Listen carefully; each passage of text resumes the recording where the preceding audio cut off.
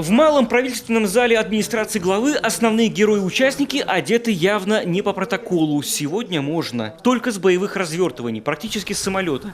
Уважаемые участники совещания или нашей встречи с нашими спортсменами, кратко хочу обозначить, что со 2 по 5 июля в городе Санкт-Петербурге проводились зональные соревнования среди субъектов Российской Федерации по пожарно-спасательному спорту.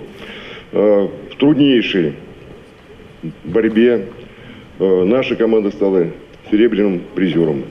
Это здорово, это похвально.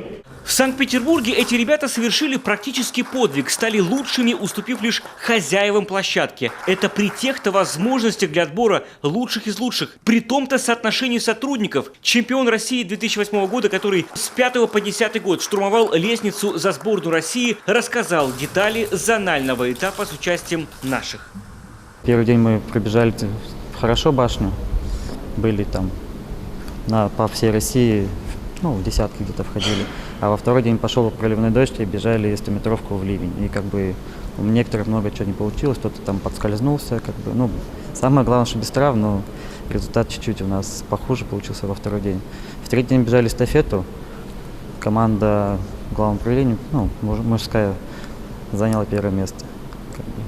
Боролись с титулованными ребятами. Получилось, в упорной борьбе мы победили. Первое место в эстафете. Чем не успех? Из 12 субъектов, где Питер, получается, уже одолели. Стало быть, лучшие на северо-западе. На важность этих достижений указывает и внимание главы. Слова поддержки от него передал Михаил Порядин, рассказав и историю из своего личного опыта. Сергей Анатольевич позвонил мне буквально этим же вечером этого же дня, разместил у себя в Инстаграме с огромным удовольствием информацию.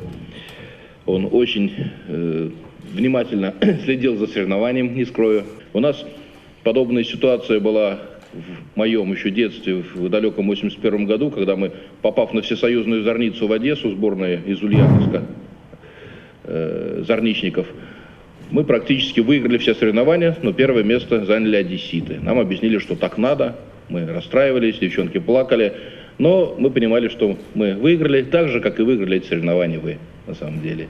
Не в обиду другим сборным. Да и не сказать, что победители расстроились как-то. Может, перегорели уже? Второе место все-таки всегда обиднее, чем третье. Впрочем, с Санкт-Петербургом у наших давние счеты. Оказывается, серебро у нас 4-й год подряд. Но рейтинги все выше. Помогают традиции и работа с кадрами. Тренировочная база, север, опять же, сплоченность команды и желание победить. Несмотря на то, что это хоть большой город, хоть город-миллионник, или как город Сыктывкар, наши ребята спокойно к этому относятся и показывают, на что они способны.